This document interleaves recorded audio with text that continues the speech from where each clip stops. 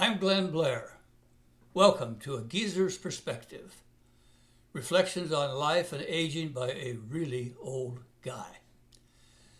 As I creep up on the exciting but frightening prospect of my 90th birthday, while pondering what else 2025 might bring, a thought about aging occurred to me. Often when I meet someone, they say, "How are you?" or "How are you doing?" If I know them and it wouldn't seem rude, I sometimes laugh and reply, "Hard to tell. I've never been this old before." It seems kind of smart-alecky, but it's true. As I think about many of my friends and their present circumstances, maybe my answer should be, I'm terrific. Look at me, standing upright and having a great conversation with you.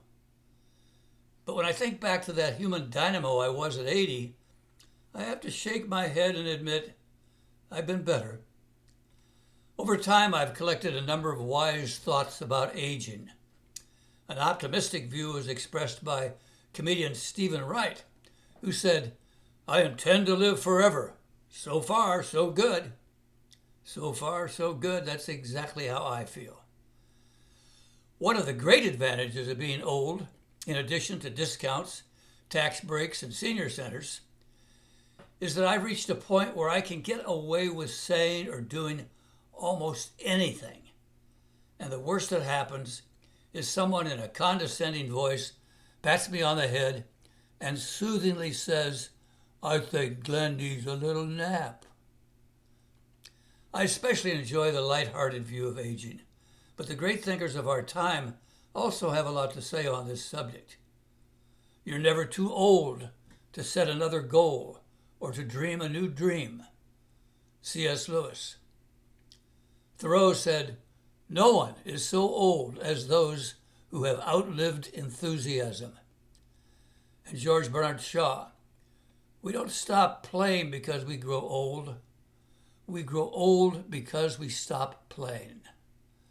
Wise, helpful advice.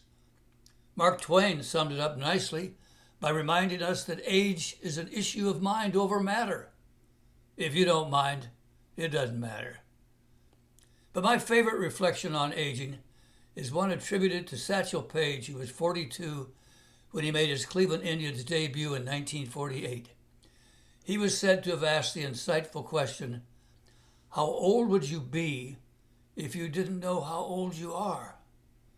Wow, something to think about. Reminds us that slapping age labels on ourselves has nothing to do with what we can actually do.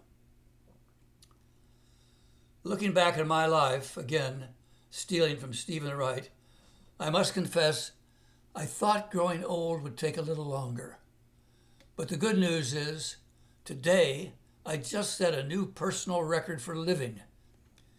Beat yesterday's record by 1 day. Finally, quoting that prolific and versatile writer, Anonymous, "Do not regret growing older. It's a privilege denied to many."